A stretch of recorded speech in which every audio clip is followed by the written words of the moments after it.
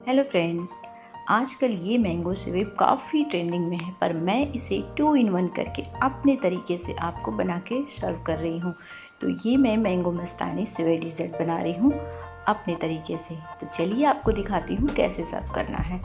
मैंने mango puree बनाकर chill कर लिया है और सेवई को आपको आधा दूध गाढ़ा करके उसमें फुल क्रीम दूध में आपको पका के रखना है और चिल कर लेना। मैंगो मस्तानी सेवई डेज़र्ट बनाने के लिए आपको ग्लास को चिल कर लेना है। इसमें 1 चम्मच चिया सीड मैंने 5 मिनट के लिए सोक किया है।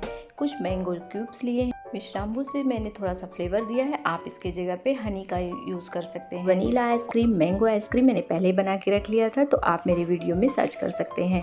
और थोड़े से मैंगो क्यूब्स, अनार के दाने, रोस्ट ड्राई फ्रूट और चॉकलेट से इसे गार्निश करेंगे। आपको रेस्टोरेंट जाने की कोई ज़रूरत नहीं, एक बार ट्राई ज़रूर करें। मुझे कमेंट करके ज़रूर बताइएगा। तो आप भी मैंगो जाइए, जल्दी से लेकर आइए और अपने फैमिली के साथ एंजॉय करिए।